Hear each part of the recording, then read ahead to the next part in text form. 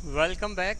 आज नाइन्थ वाले जो स्टूडेंट्स हैं वो ध्यान दें कि हम आपकी एनसीईआरटी जो का सिलेबस है वो क्लास में तो कराएंगे। हमने जो आज हम करा रहे हैं ना वो एनसीईआरटी एग्जाम्पलर है, यानी बोल सकते हैं थोड़ा सा लेवल अच्छा है, यानी एनसीईआरटी की अपेक्षा थोड़ा सा अच्छा है, यानी बोल सकते हैं क्वेश्चन का जो लेवल है वो थोड़ा सा ठीक है। तो आज हम ये आपको करा रहे हैं और देखना आपको बेहतरीन क्लास लगेगी, बशर्ते आपने जो मैंने आपको जो 3 पार्ट पढ़ाए हैं, 3 पार्ट, पार्ट नहीं पार्ट, 3 पार्ट मैंने अपलोड किए हैं। उसमें नंबर सिस्टम आपको पूरा बताया है, कौन सी नंबर्स कैसी होती है, किस तरह की होती है, वो सब मैंने आपको बता दिया। अगर वो आप अच्छे से कर लोगे तो ये चैप्टर बहुत आसान हो जाएगा। ठीक है, करें? चलो चलो सबसे पहले इसके कॉन्सेप्ट्स को हम पढ़ लेते हैं। हालांकि मैंने सारे ही करा दिए, पढ़ लेते हैं फिर भी। Main concepts and result. सबसे पहला है रेशनल नंबर्स। रेशनल नंबर मैं आपको बता चुका हूँ। फिर है इरेशनल नंबर्स, वो भी बता चुका हूँ। Locating irrational numbers on the number line, अच्छा मैंने ये नहीं बताया आपको। तो इसके लिए क्या करें, इसके लिए बोर्ड पे नहीं बता सकते, स्मार्ट बोर्ड पे नहीं बता सकते, क्योंकि अपना जो प्रकार है डिवाइडर वगैरह है वो इस पर नहीं चलेगा, ख़राब हो जाएगी स्क्रीन। तो इसको मैं इसी कैमरे के माध्यम से वीडियो बनाऊंगा, ज़मीन पे रख के हम आपको सिखाएंगे। यानी ज़मीन पे रखने का मतलब है कि जो आपका कॉपी है और पेंसिल और रबर इरेज़र सब जितने भी चीज़ें हैं उनकी सहायता से हम ज़मीन पे रख के कॉपी पे आपको समझाएंगे। ठीक है, तो इसके लिए मुझे कैमरे का थोड़ा डिग्री चेंज करना पड़ेगा, कोई दिक्कत नहीं। Real number set is their decimal expansion. Decimal expansion मैंने आपको बता दिया है इरेशनल और रेशनल का। रेशनल जो होता है रिपीटिंग भी हो सकता है, नॉन रिपीटिंग, जिसको दूसरी लैंग्वेज में रिकरिंग नॉन रिकरिंग बोलते हैं। ठीक है, और आपका जो इरेशनल नंबर होता है वो नॉन रिकरिंग होता है, जिसको हम नॉन रिपीटिंग भी बोलते हैं। ठीक है, आप ध्यान रखो, मैंने बताया था नॉन अगर एक में लग जाए तो रेशनल है, दोनों में लग जाए तो इरेशनल है। अगर रिपीटिंग है तो नॉन टर्मिनेटिंग होगा, अगर रेशनल की बात हो रही है। अगर नॉन रिपीटिंग है तो टर्मिनेटिंग होगा, और नॉन रिपीटिंग नॉन टर्मिनेटिंग है तो इरेशनल होगा। तो वही मैंने आपको बता दिया। रिप्रेजेंट क्या लिखा है, representing real numbers on the number line. तो नंबर लाइन पे रिप्रेजेंट तो आप कर ही लेते हैं, बशर्ते इरेशनल नहीं कर पाए तो इरेशनल में आपको प्रकार की सहायता से बताऊंगा। रेशनलाइजेशन ऑफ डिनोमिनेटर ये मैं आपको अभी बताऊंगा। Laws of exponents for real numbers. ठीक है, तो जितना मैंने आपको पढ़ा दिया उससे रिलेटेड क्वेश्चन अभी कर लेते हैं, उसके बाद आगे बढ़ेंगे। ए नंबर विच कैन नॉट, इसमें कुछ रिजल्ट्स आपको दिए हैं वो पढ़ लो अच्छे से, देखो क्या क्या रिजल्ट है, और जो मैंने आपको बताया वही है। A number is called rational number. कोई नंबर को रेशनल नंबर बोला जाता है इफ़, यदि इट कैन बी रिटन, मतलब हम लिख सकते हैं in the form of P upon Q, P upon Q के फॉर्म में लिख सकते हैं, where P and Q are integers. P और क्यू क्या होने चाहिए, इंटीजर्स से बिलोंग करना चाहिए, और Q is not equal to zero, यानी अपॉन में जीरो नहीं आना चाहिए। ठीक है, इसके बाद है a number which can not be expressed in the form P upon Q where P and Q are integers is called irrational number. मैंने आपको ये बताया कि रेशनल नहीं होगी तो इरेशनल होगी, सीधी सी बात है। पी अपॉन क्यू के फॉर्मेट में नहीं अपन लिख पाएंगे तो फिर वो, और पी और क्यू इंटीजर भी आता है, पी अपॉन क्यू के फॉर्मेट में तो बहुत सारी लिख जाती हैं, √3/2 ये पी अपॉन क्यू के फॉर्मेट की हैं, लेकिन √3 जो है वो इंटीजर से नहीं है। और यहाँ पे क्या बोला, where P and Q are integers. ये समझ में उसी के आएगा ये क्लास जिसने पहली दूसरी तीसरी जो 3 पार्ट मैंने आपको कराए हैं नंबर सिस्टम के, वो आपको अच्छे से क्लियर हों, वरना बिल्कुल कतई पल्ले पड़ने वाली नहीं है, रटोगे तो कुछ नहीं होने वाला। इसके बाद है all rational numbers and all irrational number together make the collection of real number. मैंने बताया था जो रियल नंबर्स होते हैं वो रेशनल और इरेशनल का कलेक्शन होता है, यानी साथ में रखते हैं। रेशनल का अकेला निमंत्रण देने से, इन्विटेशन देने से, बाकी के जो 3-4 नंबर्स हैं कौन कौन से, नेचुरल, होल नंबर्स, इंटीजर्स, ये सब उसी में आ जाते हैं। ठीक है, decimal expansion of rational number. देखो decimal expansion of rational number, rational number का डेसिमल एक्सपेंशन कैसा हो सकता है, तो वो हो सकता है आपका रिपीटिंग और नॉन रिपीटिंग, यानी रिकरिंग और नॉन रिकरिंग। देखो दिखाया, आइदर टर्मिनेटिंग और नॉन टर्मिनेटिंग। नॉन टर्मिनेटिंग और टर्मिनेटिंग इसलिए बोल दिया है, अगर रिपीटिंग होगा तो नॉन टर्मिनेटिंग होगा, और नॉन रिपीटिंग होगा तो टर्मिनेटिंग होगा, वही लिखा है। While the decimal expansion of irrational number is non terminating non recurring, यानी नॉन दोनों में लगा होगा, ठीक है। तो मैं सब चीज़ें आपको पढ़ा चुका हूँ। अब आप कोई सा भी चैप्टर, यानी जिसका मैं बेसिक बता दूँ, फिर आप कोई सा भी चैप्टर उठा लीजिए, कतई कोई क्वेश्चन छूटने वाला नहीं है और कतई कोई क्वेश्चन रटने वाले नहीं है, इतना ध्यान रखना। इसलिए मैं कोई भी चैप्टर का बैकग्राउंड 2-2, 3-3 दिन तक ओपन करता हूँ। इसकी जो कीमत है ना, मेरी जो पढ़ाने की अभी जो कीमत है, वो आपको अभी समझ में नहीं आई। ये लगता होगा कि क्या पढ़ा रहे हैं, अभी तक तो एक्सरसाइज ख़त्म हो जाती। एक वक्त ऐसा आएगा जब आप याद करेंगे, जब आप फेल होंगे ना। फेल का मतलब मैं ये नहीं कह रहा हूँ कि 90% और 100% लाने वाले भी कुछ नहीं कर पाते, अगर करना और उन्होंने सही से नहीं किया है तो। बात समझ में आ रही है? यानी कहने का मतलब है कि रटना नहीं है, आपको समझना है मैथमेटिक्स, फिर देखना इसका यूज़ कहाँ होगा। पढ़ाई क्या है? पढ़ाई एक नौकरी का ज़रिया नहीं है, एम्प्लॉय बनने का तरीका मतलब ज़रिया नहीं है। पढ़ाई अपने आप को कितनी भी बुरी परिस्थिति हो, विपरीत परिस्थिति हो, पढ़ाई उस वक्त काम देती है जब उस परिस्थिति से आप निकलते कैसे हो, वहाँ पे आपकी पढ़ाई काम आती है, ठीक है। ये तो बता दिया मैंने। इसके बाद है आपका if r is rational number and s is an irrational number. अगर रेशनल नंबर है और एस इरेशनल नंबर है तो आर प्लस एस और r minus s are irrational number. देखो इसकी कोई थ्योरम व्योरम हैं वैसे, लेकिन इनको प्रूव कराने का कोई मतलब नहीं है, मैं आपको यहीं बता देता हूँ कैसे, आप समझो। ये वाला कलर काम करेगा, ठीक है। देखो आर कोई रेशनल है, रेशनल नंबर है, और एस जो है वो इरेशनल नंबर है, ठीक है। अब आपका क्या है, इसमें ये बोल रहा है कि आर प्लस एस यानी ऐड कर लो चाहे सब्ट्रैक्ट कर लो, इसका जो ऑलवेज आंसर है वो इरेशनल ही होगा। कैसे होगा बात समझो।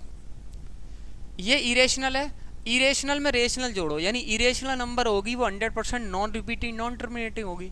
उसमें आप कुछ भी ऐड करोगे तो 100% वो इरेशनल ही बनी रहेगी। कैसे? For example non repeating non terminating एक लिखो कोई भी 1.215090087246 ऐसे करके होगी।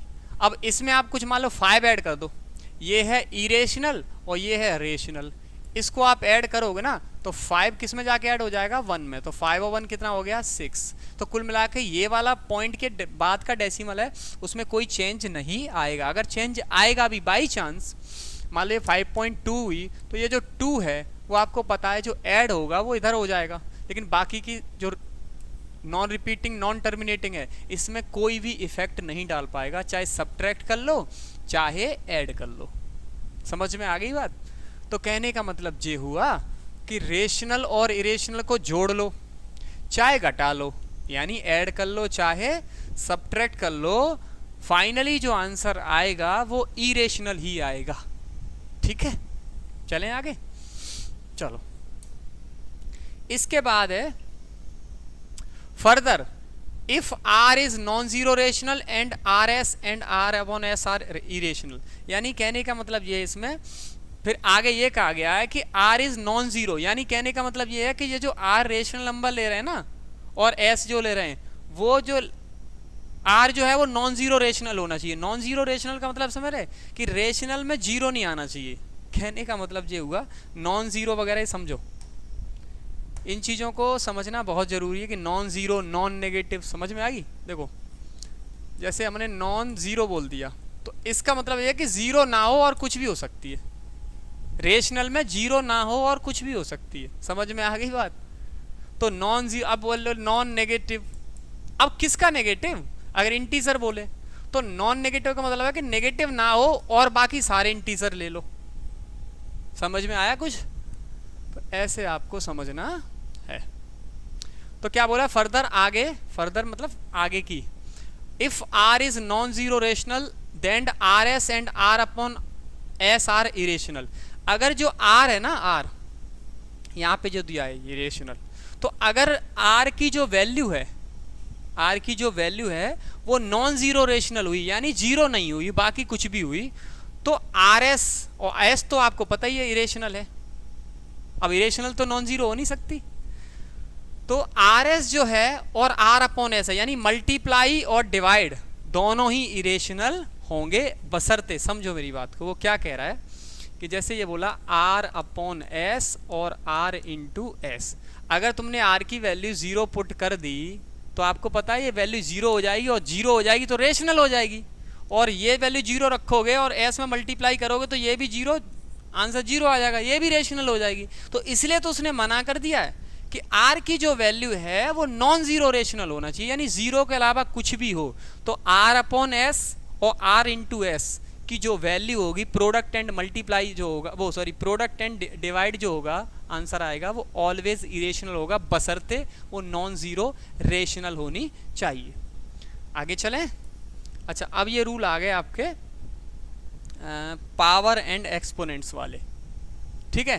तो पावर एंड एक्सपोनेंट्स वाले जो रूल हैं वो मैं आपको कराऊंगा, समझाना तो पड़ेगा है।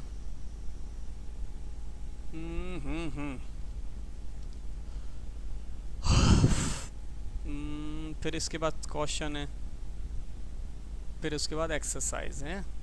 चलो, कहीं जगह है खाली? है, इतने में समझा दूंगा। चलो, रूल समझ लो।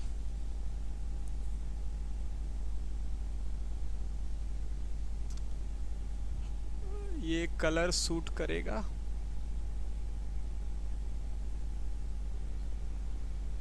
ठीक है। देखो रूल्स क्या हैं। रूल्स आपको ये समझना है, पहले तो ये समझो कि व्हाट इज nth रूट। आपने पहली बार नाम सुना होगा क्योंकि आपने अंडर रूट फंडर रूट ये सब सुने हैं ना। nth रूट का मतलब ये है कि पहली बात तो रूट का मतलब है ये। अब nth का मतलब है कि मतलब उसकी जो नंबर्स है, मतलब काउंटिंग है, वो कितनी होगी, तो वो हमेशा यहाँ पे आती है। कहाँ पे आती है? तो nth रूट का मतलब होता है जे, ये है nth रूट। अगर यहाँ पे समझो मेरी बात को, अगर यहाँ पे 1 है तो आपको पता है पावर किसी की 1 करो। अब देखो सुनो, ऐसे नहीं समझना, आपको समझना ऐसे है कि यहाँ पे कोई नंबर है तो इसका मतलब क्या होता है। nth रूट का मतलब ये होता है a, यहाँ पे जो भी होगा, यहाँ पे जो भी होगा वो ऊपर जाके उल्टा हो जाएगा, यानी रेसिप्रोकल हो जाएगा। अगर यहाँ पे n है तो कितना हो गया? 1 अपॉन n, किसकी पावर? ये बेस। समझ में आई? फिर से देखो, जैसे फॉर एग्जाम्पल यहाँ पे 5 है और यहाँ पे a है, तो ये हो जाएगा a, 5 ऊपर जाएगा तो 1 अपॉन, समझ में आ गया बात? nth रूट का मतलब समझ में आ गया? nth रूट का मतलब क्या है? तो nth रूट का मतलब है कि रूट के अंदर, अंदर का मतलब ये वाला नहीं, बेस नहीं, ये रूट में जितना होगा वो ऊपर यानी पावर में जाके रेसिप्रोकल हो जाएगा, यानी उल्टा हो जाएगा। न्यूमरेटर का डिनोमिनेटर बन जाएगा और डिनोमिनेटर का न्यूमरेटर बन जाएगा, ठीक है। अब बाय डिफॉल्ट कुछ चीजें होती हैं, जैसे आपने पढ़ा होगा कि a की पावर कुछ भी नहीं है तो 1 होती है। 2 लिखा है तो बाय डिफॉल्ट अपॉन में 1 होगा। 3 लिखा है तो बाय डिफॉल्ट मल्टीप्लाइंग 1 होगा। समझ में आ रही बात?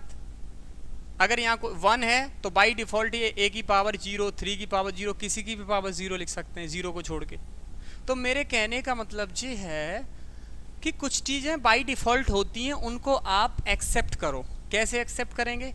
कि अगर इसमें कुछ भी नहीं है, कुछ भी नहीं है, nth रूट में कुछ भी नहीं है, तो यहाँ पे बाय डिफॉल्ट कितना होता है? बाय डिफॉल्ट कितना होता है? 2।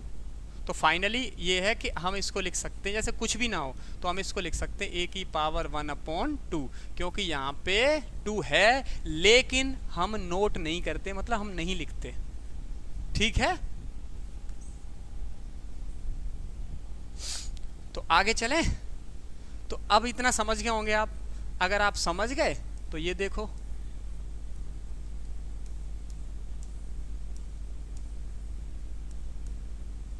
तो इसका मतलब क्या है? इसका मतलब आपको समझना है। तो आपने पावर एंड एक्सपोनेंट्स वाला चैप्टर पढ़ा होगा, पावर एंड एक्सपोनेंट वाला चैप्टर पढ़ा होगा। तो वो चैप्टर अगर आपने पढ़ा है कि अगर a की पावर 2 है और b की भी पावर 2 है तो फाइनली ये ab की पावर 2 हो जाती है, पढ़ा होगा बहुत अच्छे से। नहीं पढ़ा है इसका मतलब आपको अच्छे से पढ़ाया नहीं गया या फिर आपने खुद नहीं पढ़ा। जब पावर एक जैसी होती है तब क्या करते हैं, यानी एक्सपोनेंट एक जैसी होती है तब क्या करते हैं। जब हमारे बेस एक जैसे होते हैं तब पावर्स का क्या होता है। जब पावर्स एक जैसी होती है तब बेस का क्या होता है। और जब पावर अलग अलग होती हैं बेस एक जैसा, यानी कुल मिला के कि ये सब चीज़ें पावर एंड एक्सपोनेंट्स में आ जाती हैं। अगर ये आपने अच्छे से नहीं पढ़ी हैं तो बेहतर होगा कि इसको आप पहले पढ़ लें। ठीक है, तो मेरे हिसाब से ये वाले वीडियो को, मतलब ये वाले टॉपिक को यहाँ ना करा के आपको पहले वही कराना चाहिए, है ना, पावर एंड एक्सपोनेंट बहुत अच्छे से। उसी का यूज़ होके यहाँ पे ये जो आया है ऐसे लिखा है मैंने √AB, ये उसी का यूज़ होके आया। दिखाऊं एक लॉजिक, मतलब एक मैजिक, या सॉरी मैजिक तो नहीं, लॉजिक। मतलब यहाँ पे कुछ भी नहीं तो कितना है 2, ऊपर जाएगा तो कितना हो जाएगा 1/2। यहाँ पे कुछ भी नहीं तो कितना है 2, ऊपर जाएगा तो 1/2, v की पावर 1/2। अब ये बताओ, मुझे बताओ, पावर एक जैसी है तो क्या होगा, मल्टीप्लाई में तो मल्टीप्लाई में जाएंगे, डिवाइड है तो डिवाइड में जाएगा। फाइनली पावर कितनी हो जाएगी 1/, और 1/2 को फिर नीचे लाओगे तो फिर √। है तो वही चीज़ें वही हैं, बशर्ते वो आपको आना चाहिए। तो क्या करें बताओ। तो मेरे हिसाब से पहले वही कराना चाहिए, है ना। तो हम पहले वही कराते हैं, तब हम इस पे आएंगे। ठीक है, तो ये छोटा सा वीडियो था 9th क्लास के लिए।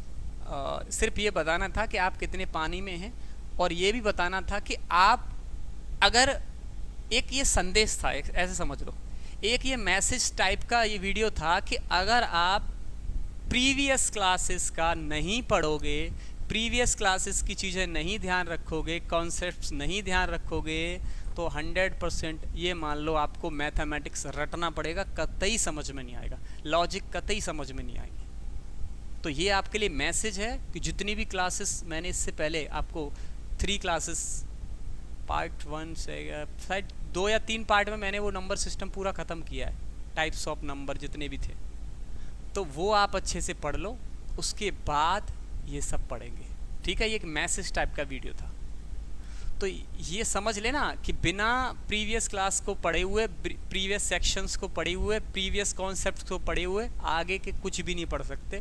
रटे ही सकते हो और रटे जाओ, और उससे कुछ होने वाला नहीं है, ना कतई समझदारी आपको आएगी। ठीक है, तो आप लोग पढ़ते रहें, उम्मीद करता हूँ कि आप पढ़ेंगे, आप मेहनत बेकार नहीं जाने देंगे। हम लोग इतना मेहनत कर रहे हैं सब मिलकर, गर्मी में लगे हुए हैं, जैसे जब भी टाइम मिलता है लगे रहते हैं, तो इस मेहनत को बेकार मत जाने दीजिए।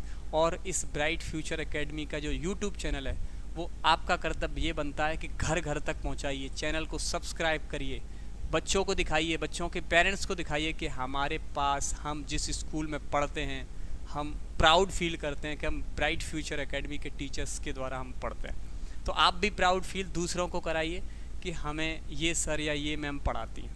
ठीक है, और हमारे लिए यही एक बोल सकते हैं, ये बहुत ही सौभाग्य की बात है कि हमको ऐसा बच्चों से, बच्चों के पेरेंट्स से प्यार मिलता है, स्नेह मिलता है कि आप एक अच्छी दिशा में काम कर रहे हैं। तो अच्छी बात है कि, और सुकून है लाइफ में। देखो, जीवन में हम करना क्या चाहते हैं पहले तो ये समझ लो।